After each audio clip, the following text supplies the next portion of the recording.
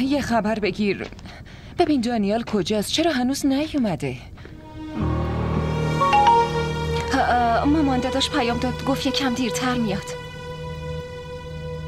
گفتی دیر میاد؟ یعنی چی دیر میاد؟ نکنه خونه ویدا مونده باشه ها؟ در ضمن داداش سعید آدم خیلی عاقلیه، ممکنه اونو نگه داشته باشه. مامان داداش خونه ویدا نیست. نیست؟ منم نمیدونم کجاست، ولی میدونم خونه ویدا نیست.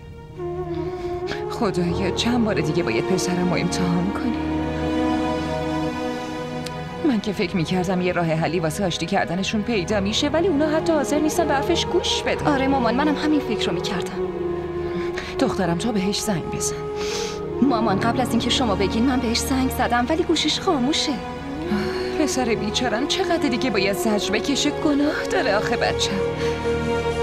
اون دو جا رو داره که بره، یا رفته بیمارستان یا رفته پیش دوستش اسکندر. خدایا خودت یه راه حلی جلوش بذار. دیگه نمیشه. من خودم میرم با زینب حرف میزنم، بالاخره دختر خودشم هست. اونم نمیخواد زندگی بچهش نابود بشه. آره درست میگین، منم کاملا باهاتون موافقم. باید برین و با خاله زینب حرف بزنین. مامان حواستون باشه که اونجا صنموی ویدا هم هست. میدونین که میخواد این مسئله حل نشه، پس خیلی مراقب باشین. آره راست میگی، ولی بالاخره که باید برم. خدایا خواهش میکنم همونقدر که دخترها رو خوشبخت میکنی پسرها رو هم خوشبخت کن. خدایا خونه ای رو که با هم دیگه میسازن و خراب نکن. پسر منم خوشبختش کن. آمین آمین.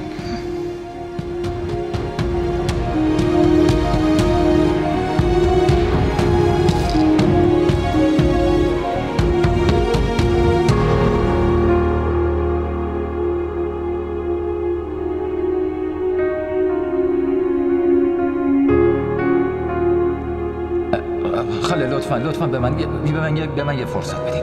من به حرفم گوش کنین، همه چی براتون توضیح میدم. تو چرا اومدی؟ لطفاً درکم کنین. ویدا میخوام باهات صحبت کنم، به حرفم گوش بدین. من با تو هیچ حرفی ندارم. وقتی به داداش اسکندر آیزا گفتم که نمیخوام باهات حرف بزنم، چرا اومدی اینجا؟ چرا نگم؟ ویدا من حق دارم که کنارت باشم. من شوهرتم. دنیا ازت متنفرم. اونقدر متنفرم که وقتی اسمم کنار اسمت میاد حالم از خودم به هم میخوره. من نمیخوام با تو زندگی کنم، میخوام این رابطه رو تموم کنم.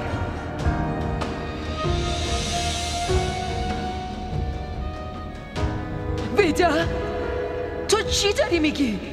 مامان من کاملا جدیم. من میخوام هر رابطه‌مو با این آدم از بین ببرم. من طلاق میخوام.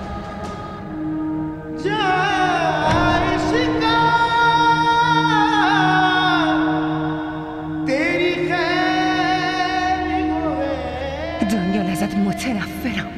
اونقدر متنفرم که وقتی اسمم کنار اسمت میاد حالم از خودم به هم میخوره.